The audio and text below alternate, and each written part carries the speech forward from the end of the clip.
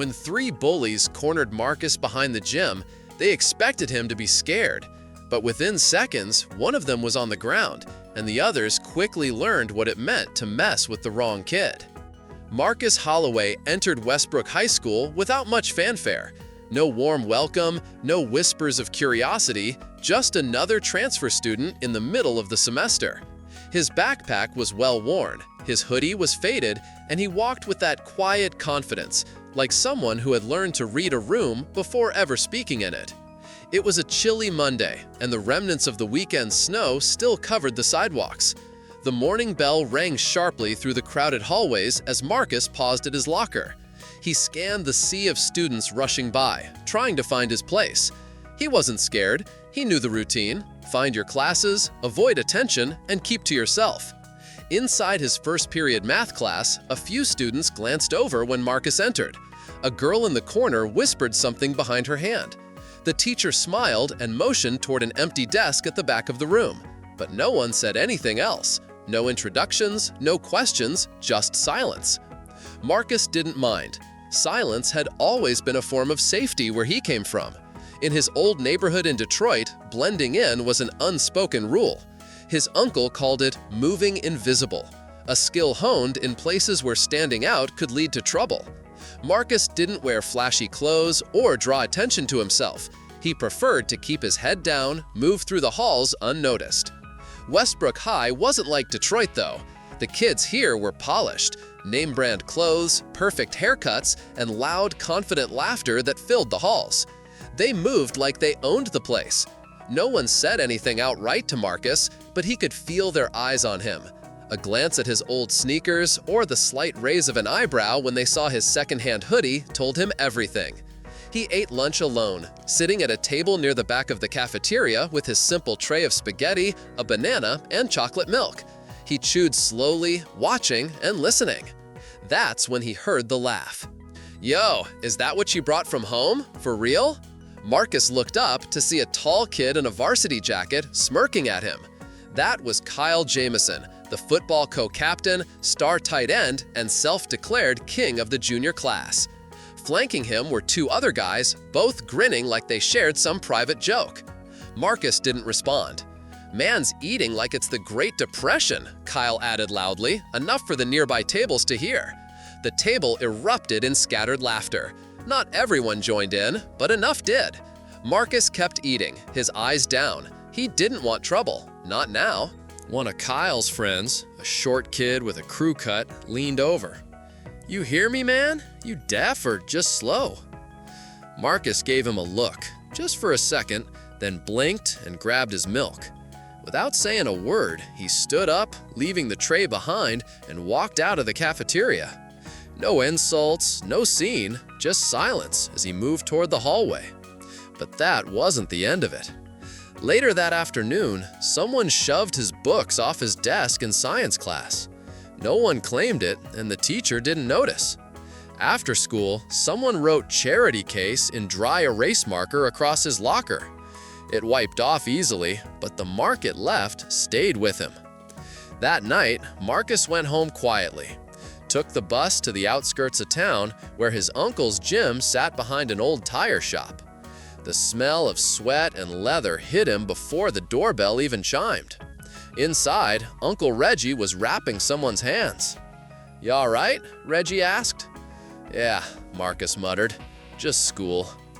Reggie didn't press him further. He just nodded and gestured to the mats. "Let it out. That's what they're for." Marcus didn't say anything. He just changed and stepped onto the mat. He hit the pads hard, each punch, each pivot clean and fast. He didn't need to brag about his skills. He just needed to remember what his uncle taught him: never let anger lead. But one small act in the cafeteria set off a chain of events Marcus never expected. The comment, the joke, it should have been nothing. A dumb remark, something people would forget by the end of the day. But for Kyle Jamison, it wasn't just about the joke. It was about the reaction, or lack of one. Marcus hadn't flinched. He hadn't looked scared. He just left, and that made Kyle itch. By Friday, Marcus's name was bouncing around the locker rooms. The new kid had an attitude, they said. He didn't talk much, just stared. They said it like it was a crime. In gym class, Marcus got paired with Kyle for basketball drills. The coach called out the pairings and Marcus lined up. Kyle tossed the ball at Marcus's chest a little too hard. "Come on, Holloway, show me what you got," Kyle taunted. Marcus bounced the ball once, twice. "We're just passing, right?" he asked. Kyle nodded, but when Marcus passed it back, he snapped the ball like a shot. It hit Kyle in the chest, echoing through the gym. "Dang," someone muttered. Kyle gave a tight smile, but he wasn't amused anymore. "All right, cool." That was the moment Kyle decided he didn't like Marcus. After that, the remarks got snide, petty. In the hallway, gum was stuck in Marcus's locker. Once, someone tripped him by the vending machines. But Marcus didn't respond, didn't snitch. He just kept moving. And then came the cornering. After sixth period, Marcus was walking toward the back parking lot when Kyle and his two friends, Mitch and Blake, followed him quietly. They caught up to him near the dumpsters. "You think you're tough?" Kyle asked. "No," Marcus said calmly. "I act like I want to be left alone." "You don't get to choose that," Kyle shot back, stepping closer. Marcus's body tensed, but he didn't flinch. He had learned to hold his ground. Blake made the first move, rushing in with a quick shove to Marcus's chest. But Marcus didn't budge. Kyle laughed. "Go on, Mitch." Mitch lunged with a wild punch aimed at Marcus's shoulder. It didn't connect because Marcus had already stepped inside his range. In one smooth motion, he swept Mitch off his feet, sending him crashing to the ground. Kyle lunged next, thinking his size would give him an advantage, but Marcus was quicker. He slipped under the punch and pivoted, driving his elbow into Kyle's ribs, just enough to send him stumbling. Blake backed off, his hands raised. "Yo, chill, man." It lasted maybe 12 seconds, but it was enough. Kyle was on the ground, one knee down, gasping for air. Mitch sat by the dumpster, eyes wide. Blake stood frozen, hands still raised. Marcus didn't gloat, he didn't taunt. He just stood there, steady and composed. A moment later, the assistant principal, Mr. Collins, rounded the corner. "What's going on here?" he asked. Kyle scrambled to his feet, stumbling away. "He attacked us!" he shouted. Marcus just looked at him. "You serious? I didn't do anything." Mr. Collins glanced at Marcus, then at the others. He saw no blood, no bruises, just the tension and fear in Kyle's eyes. "You're coming with me," Mr. Collins said. The trip to the office was silent, but the whispers of what happened would echo through the school for days to come. The fight wasn't over yet, but the battle for respect had just begun. Marcus kept walking, his backpack slung over one shoulder as he approached the back of the school. The day was colder than usual, with the winter wind biting through his jacket. He didn't like to draw attention, so he kept his pace steady, his eyes focused straight ahead. But as he neared the corner of the gym, he saw them. Kyle, Mitch, and Blake waiting near the dumpsters, hands stuffed into their pockets, wearing that casual but calculated stance. They were ready. "Hey, Holloway!" Kyle called out, his voice laced with mockery. Marcus paused, about 10 feet away, but he didn't turn around. He knew what was coming. "What, Kyle?" he asked calmly, still not breaking his stride. He wasn't going to let them control this moment. Kyle stepped closer, the smile on his face tight and predatory. "What do you think? You're smart or something? Just ignoring me every time I speak?"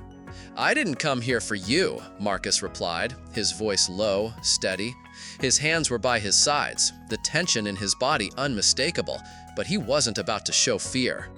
Kyle didn't like the way Marcus wasn't reacting the way he expected. "You didn't come here at all," he sneered. "You got dropped here. Think you're better than us?"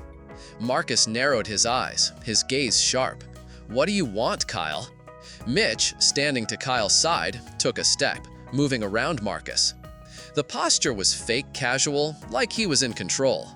Blake leaned back against the wall, chewing gum, clearly enjoying the drama.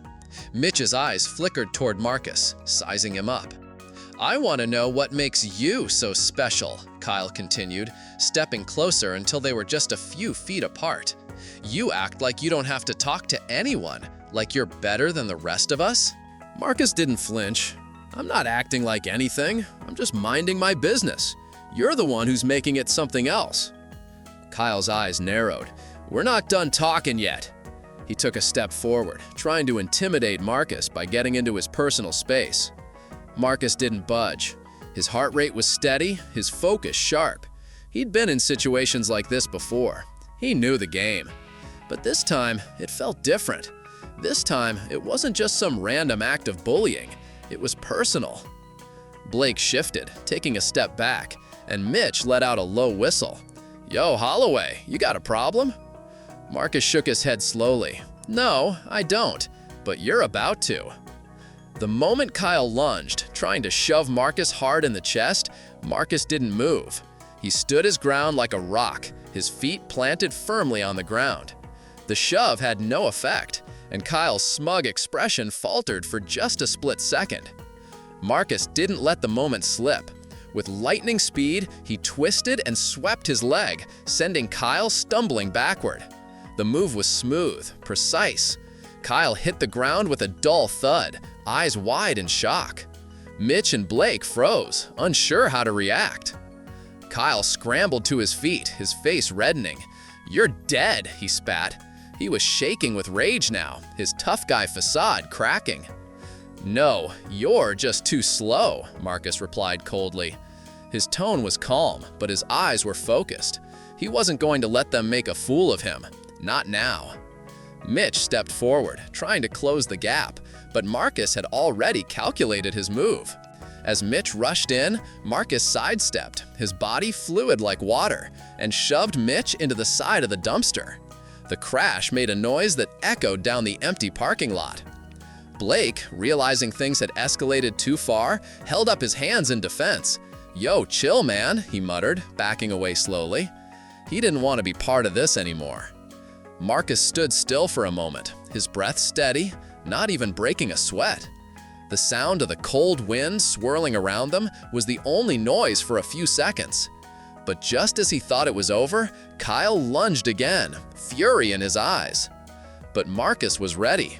He ducked under the punch aimed at his face, using Kyle's momentum to pivot and land a hard elbow to Kyle's ribs. Kyle staggered back, gasping for air, his chest heaving. "You should have stayed away," Marcus muttered, his voice firm but not filled with anger. Kyle staggered, trying to regain his balance, but he couldn't. His pride was shattered, his strength drained. He wasn't the powerful jock anymore. He was just a kid, struggling to keep up. Before anything else could happen, the sound of footsteps reached their ears. Mr. Patel, the custodian, rounded the corner of the gym, holding a broom in one hand. His eyes flicked over the scene and immediately recognized the tension.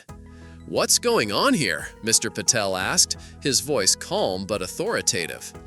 Kyle scrambled to his feet, trying to salvage what little dignity he had left. "He attacked us," he blurted, pointing a shaky finger at Marcus. His voice cracked slightly, betraying his fear. Marcus didn't even look at him. He simply turned toward Mr. Patel, his expression neutral. "I didn't do anything. I was just walking. They started it." Mr. Patel glanced between the two of them. The scene was a mess of confusion and bruised egos, but there was no blood, just a lot of tense silence. "You're coming with me," Mr. Patel said, his tone signaling the end of the confrontation. They walked to the office in silence, with Kyle trailing behind, looking as though he had lost not just a fight, but something far deeper, his ability to control the narrative. When they reached the principal's office, Marcus kept his head down, avoiding eye contact with anyone. He wasn't about to let them make him feel guilty. He had done nothing wrong. Inside the office, Principal Williams asked them both to explain what happened.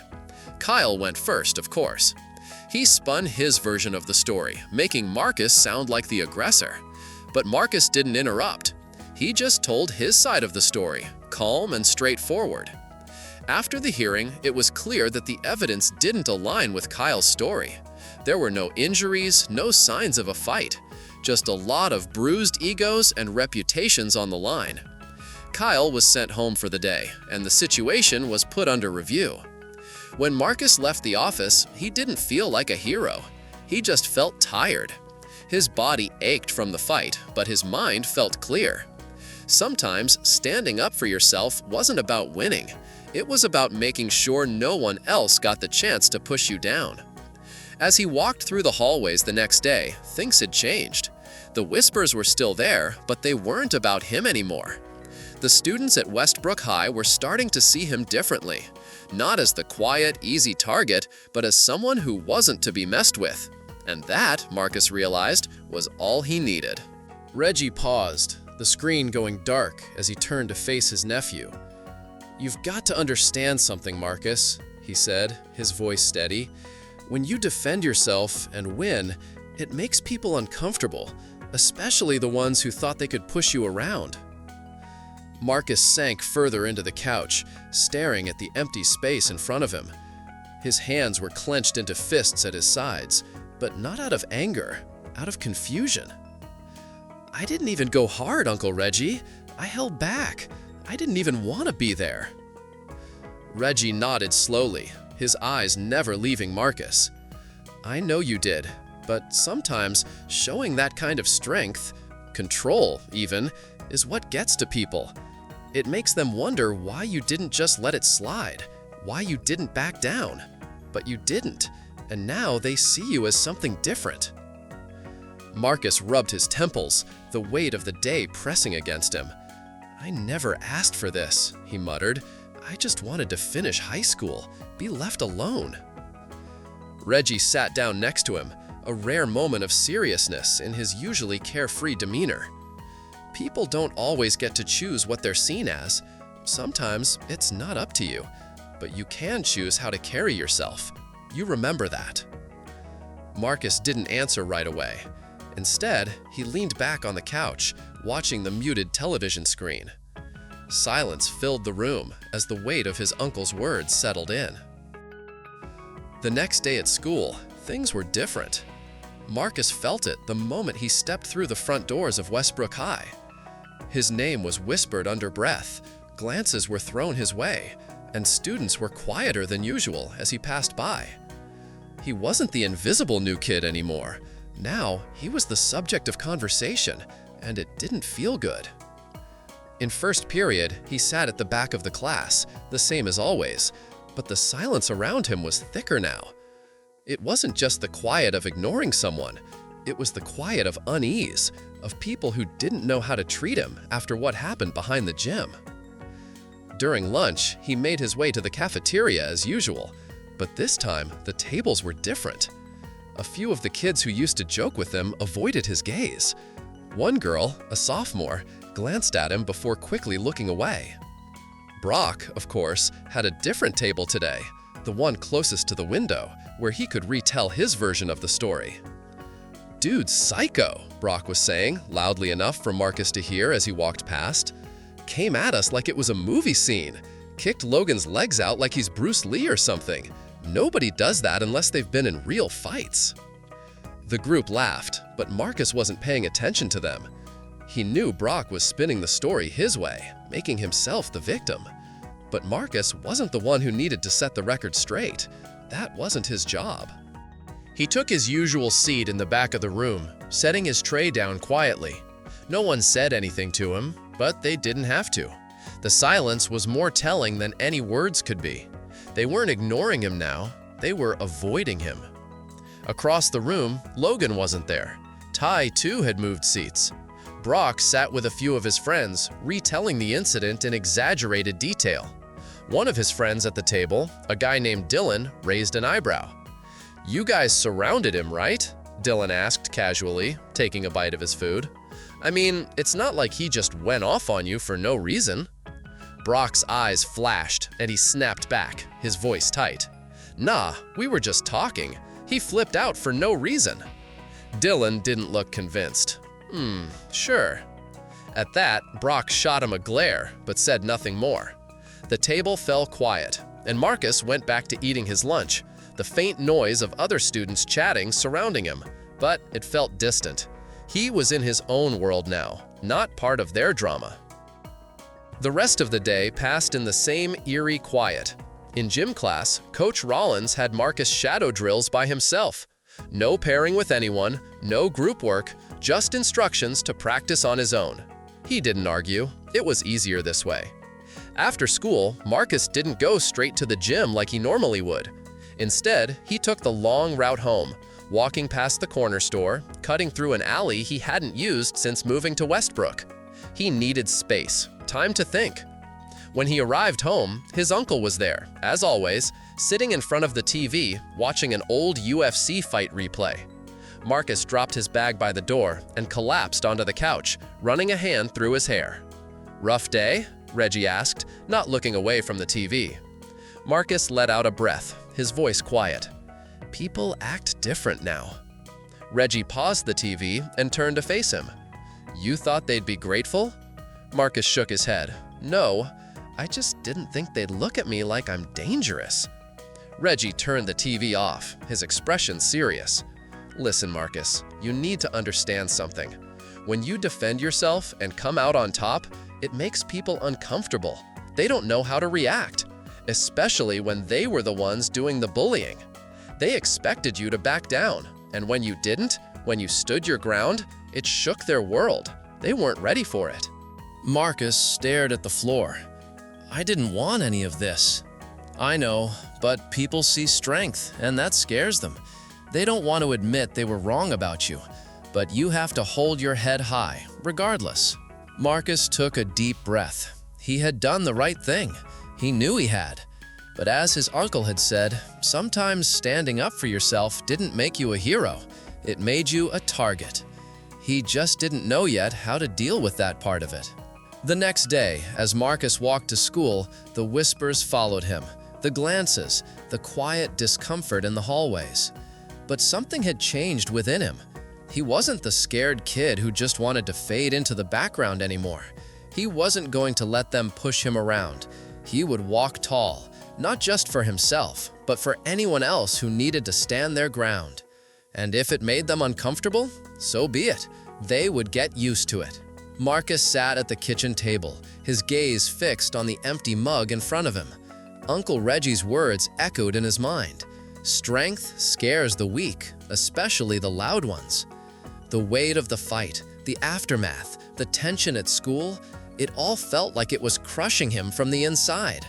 He hadn't gone hard, not really, but that was irrelevant now. It wasn't about how hard he fought. It was about how it made people feel about him, and that was a whole different battle. "I held back," Marcus muttered under his breath. "I know you did," Reggie said, sitting down beside him. "But they don't care, Marcus. You exposed something in that boy, something he wasn't ready to deal with, and now he's trying to cover it up." Marcus didn't say anything. He didn't need to. Reggie knew what it was like to fight back and still feel like you were losing. But the harder truth was that deep down, Marcus kind of wished he had gone harder, shown more of what he could do. That moment behind the gym, when he dropped Logan, when Brock had looked like a rag doll, he could have done worse. He could have made sure they never thought about messing with him again. But he didn't. Now he was paying the price. At school, things only got stranger. A couple of teachers gave him long, thoughtful looks. His homeroom teacher, Mrs. Larson, asked him if he was adjusting okay. It felt like pity, like she was waiting for him to spill his heart out. One guidance counselor even pulled him aside, telling him it was normal to feel angry when adjusting to a new school, as if the fight was just a side effect of being the new kid. Marcus just nodded, his face a mask. The counselor's smile was too tight. "Do you ever feel angry, Marcus?"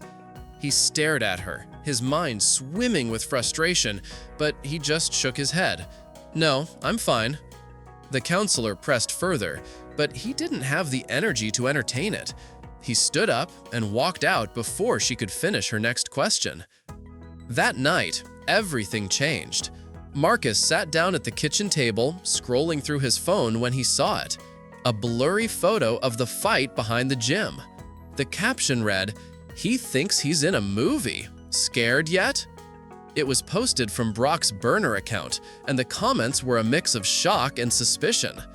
"Yo, he dropped Logan like a sack of bricks. Don't mess with that dude."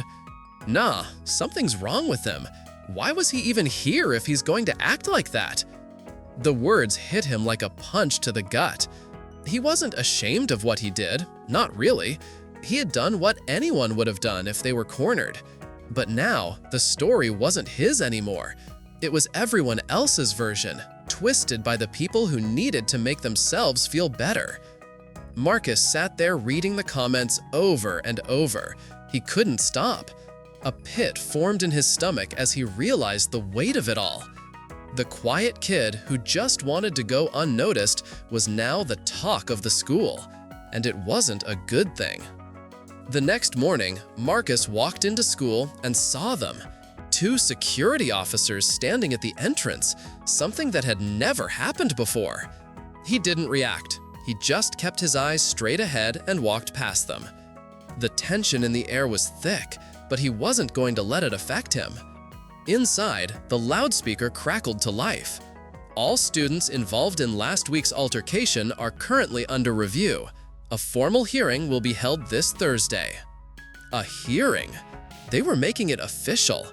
The storm wasn't over, and now it would be recorded, documented, and discussed. He was no longer just a new kid. He was a problem, an incident to be handled. As the days passed, Brock made sure the rumors spread. The lies started to take shape. That Marcus had been expelled from 2 schools before. That he'd broken someone's nose in middle school. That he carried a knife in his backpack. None of it was true, but Brock didn't care.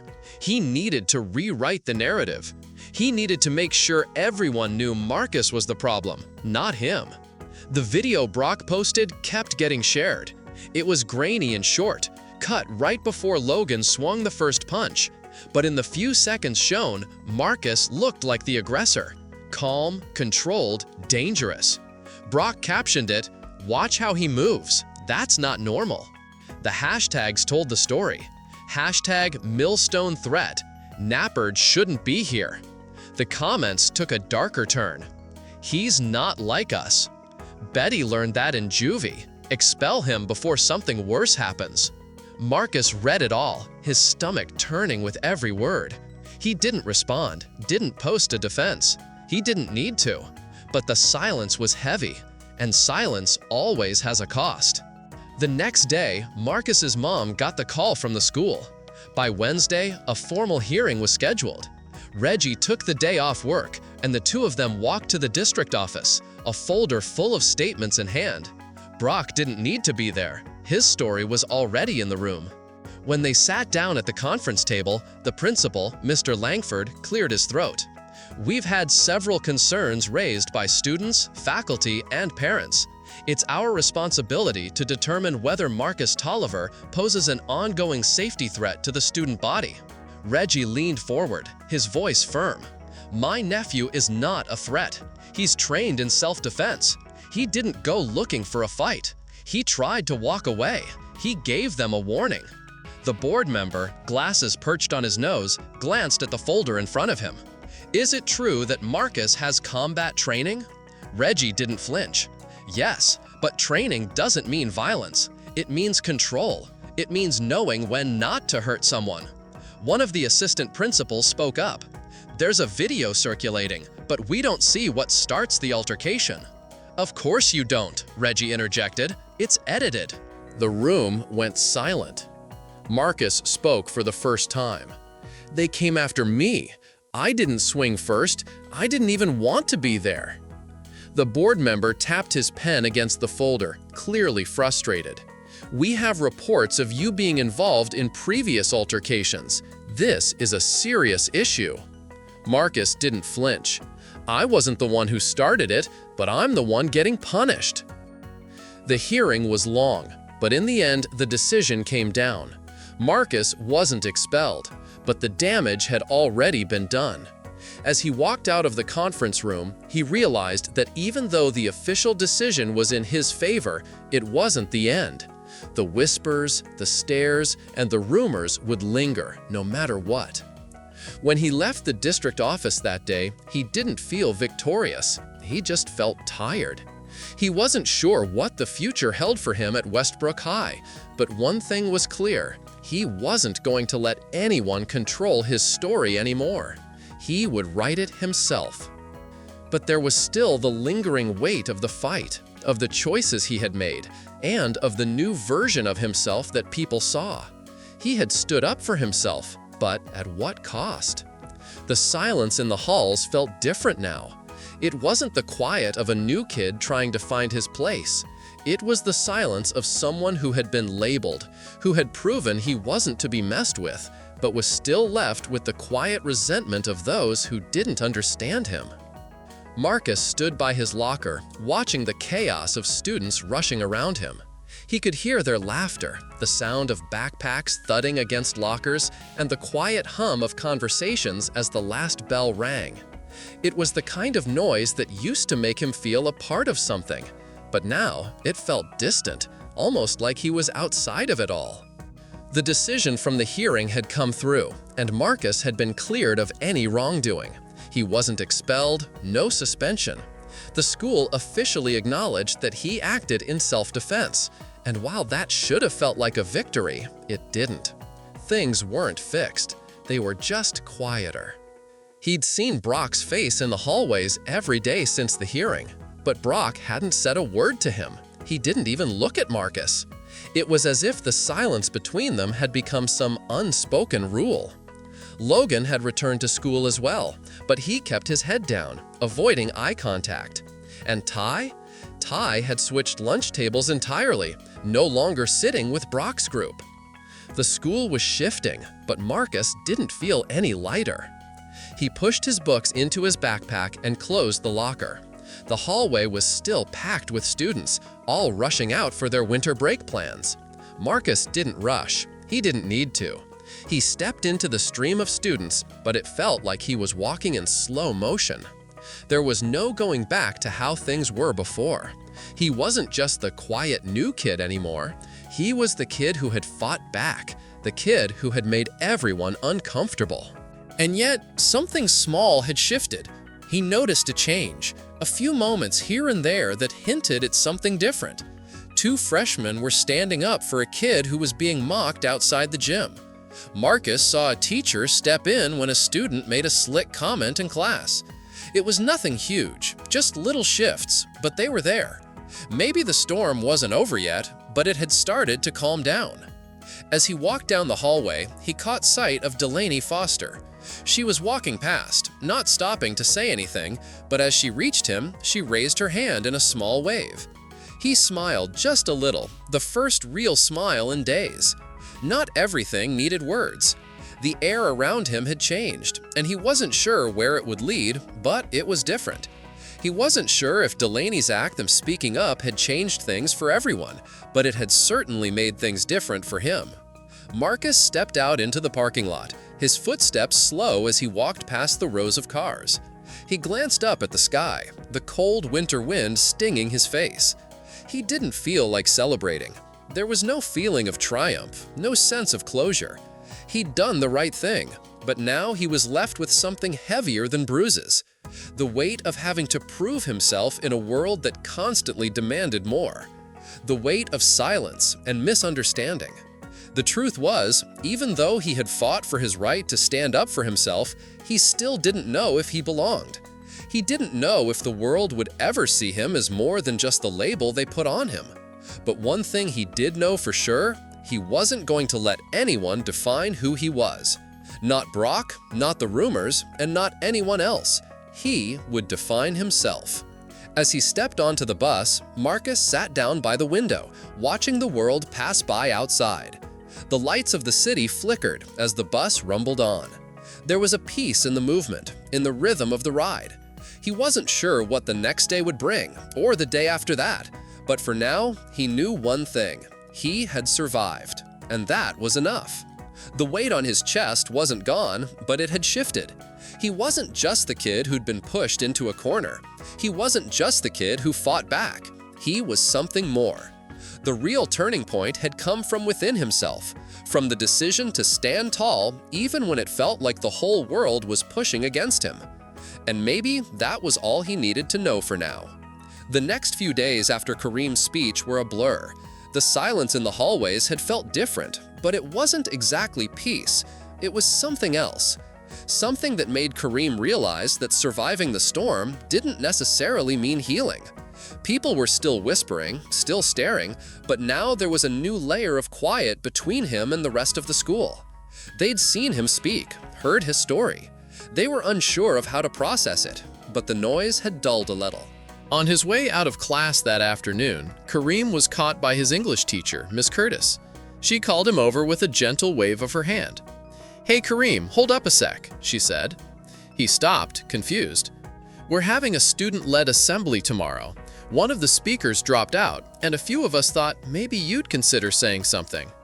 Kareem froze. Speak in front of the whole school?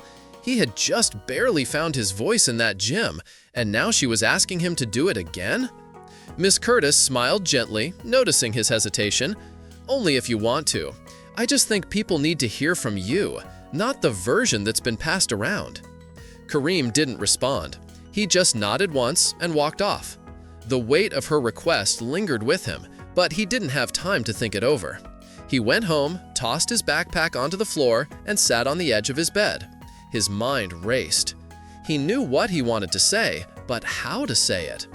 That night, he sat on the floor of his room, a blank notepad in front of him. A pen hovered in his hand, but the page stayed empty for nearly an hour. Words felt inadequate, like they could never capture everything he had been through. Finally, he wrote one line.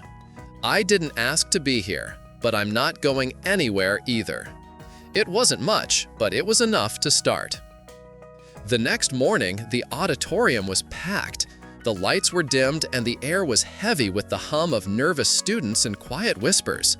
Teachers stood along the back wall, arms folded, their eyes scanning the room, watching for any sign of chaos. The room wasn't filled with excitement. It was filled with anticipation. Kareem stood backstage, his heart racing as he waited for his name to be called. He didn't have a script, no paper, nothing to read from. It was just him and the mic. He couldn't remember the last time he'd been this nervous. "Marcus Holloway," the voice called over the loudspeaker.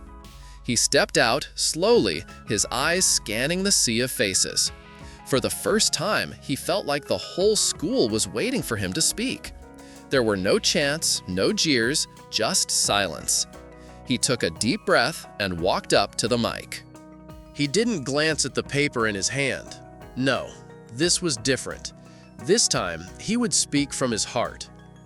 "I've been called a lot of things since I got here," he started, his voice low but steady. "Quiet, weird, dangerous. Some of y'all probably still don't know what to make of me." A few nervous laughs rippled through the audience, but Kareem kept his gaze fixed ahead. He wasn't going to flinch. Not now, not ever again. "I didn't come here to fight anybody," he continued. "I came here to finish high school. I wanted what everyone else wants, to get through my day without drama." He paused, letting the words settle in the room. He could feel the eyes on him, some of them curious, some doubtful, but all of them listening. "I'm not going to stand up here and say I'm perfect," he went on. "I've made mistakes. I've gotten mad. I've been hurt. But if the only story you know about me is the one someone else told, then you never knew me at all." The gym was still. "I'm not from here," Kareem said, his voice quieter now, almost introspective. "I'm from a city where keeping your head down is how you stay alive, where you learn early when to speak and when not to. And here, I've had to learn that sometimes silence just makes people talk louder." He nodded toward the teachers in the back. "I'm grateful for the ones who listened and the ones who didn't, because I'm still here. You couldn't scare me away." A few moments passed before anyone moved. But then, somewhere near the middle rows, Delaney Foster was sitting quietly, her face still as she listened. She didn't move a muscle, just watched him. Kareem looked up, his gaze sweeping the room. I guess what I'm trying to say is, don't be so quick to label people. You don't know what they've been through, what they've had to carry. And maybe next time, instead of laughing, pushing, or posting something fake, maybe try asking. He stepped back from the mic, the silence lingering for just a moment longer before the first clap broke it. Then another, and another. It wasn't loud or dramatic, but it was real. The rest of the day felt different. Not everyone changed, but some did. That afternoon, as Kareem walked through the courtyard, a younger kid stopped him. He looked up at Kareem, his eyes full of uncertainty. "You really trained to fight?" the kid asked. Kareem nodded, shrugging. "I trained to stay ready." The kid smiled a little, almost shy. "Can you teach me?" Kareem considered it for a moment. "You sure you want to learn? It's not about hurting people." The kid nodded. "I just don't want to be scared anymore." Kareem smiled just slightly, his shoulders relaxing. "All right then, first lesson, stand tall, even when it feels easier to shrink."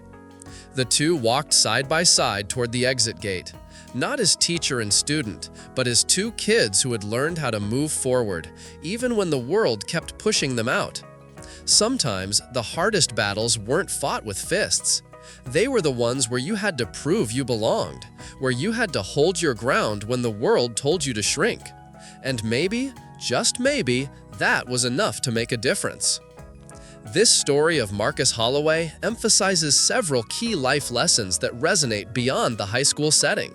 First, it teaches the importance of self-respect and standing up for oneself in the face of adversity. Marcus chooses not to back down when faced with bullying, not out of anger, but from a deep understanding that he deserves respect. The lesson here is that sometimes standing up for yourself doesn't mean winning the fight. It means not letting others dictate your worth or actions. The story also highlights the power of silence and control. Marcus learns to control his emotions, showing restraint in a situation that could have escalated, which eventually makes others see him differently.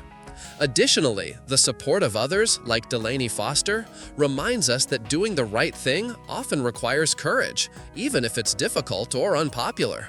Finally, the narrative emphasizes that people are not defined by the labels others place on them, and that true strength is found in self-awareness and resilience. Life is full of challenges, and while not every situation will be fair or easy, how we respond to those challenges defines us and shapes the world around us. If you found this video helpful or thought-provoking, don't forget to give it a thumbs up. It really helps more people discover our content.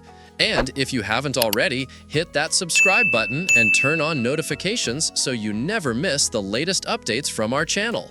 Thanks for watching. We will see you in the next videos.